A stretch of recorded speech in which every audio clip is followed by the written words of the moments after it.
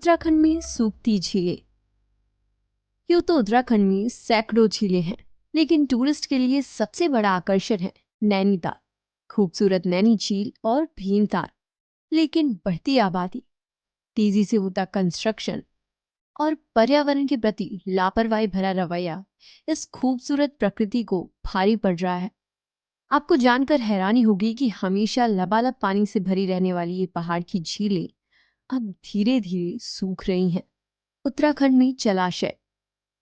उत्तराखंड में मौजूद कुल 3096 जलाशयों जैसे झील, झाल, तालाब, टैंक में से 725 जलाशय पूरी तरह सूख गए हैं। केंद्रीय जल शक्ति मंत्रालय की ओर से देश भर में पहली बार कराए गए सर्वे के बाद वाटर बॉडी सेंसस रिपोर्ट जारी की है। रिपोर्ट में उत्तराखंड की स्थिति अच्छी नहीं है। प्रदेश में कुल 3096 जलाशयों में से 2970 ग्रामीण क्षेत्रों करीब 95.9% और 126 करीब 4.1% शहरी क्षेत्र में है।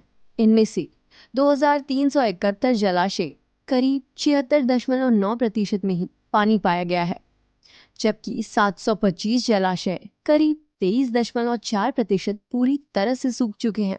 जबकि सरकार की संपत्ति में प्रदेश के 2361 जलाशय ही दर्ज हैं, जिनका उपयोग सार्वजनिक रूप से किया जाता है। ये सभी पंचायतों के अधीन है, जबकि 735 जलाशय निजी संपत्ति में दर्ज है, जो किसानों के नाम है। जलाशयों के सूखने का कारण। जलाशय रिपोर्ट में जलाशयों के सूखने का कारण जल प्रदूषण, फैक्ट्रियों से निकलने वाला दूषित पानी, गाद भरने और स्रोतों के सिमटने को बताया गया है। इनमें से बहुत से ऐसे हैं जिन्हें पूर्व जीवित भी नहीं किया जा सकता है। जलाशयों के फायदे।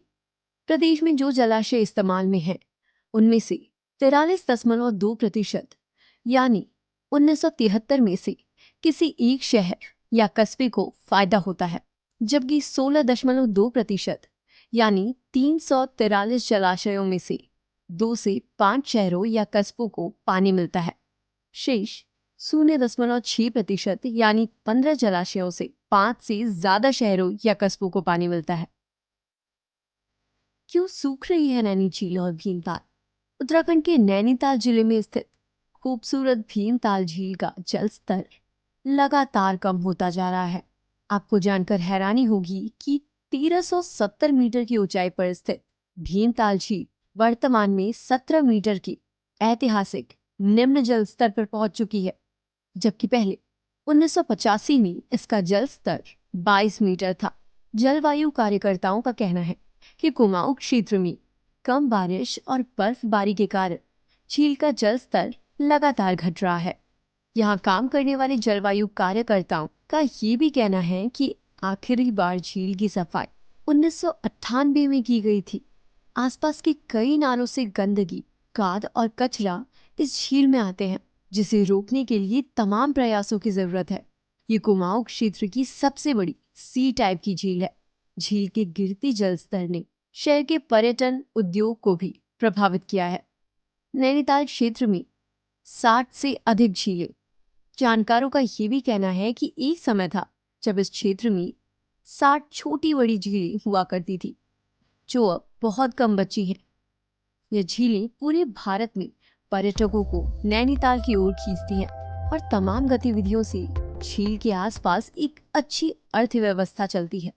नैनीताल जिले का मुख्य आकर्षण है नैनी झील, और इस खूबसूरत झील का भी जल स्तर दिन ब दिन कम हो रहा है।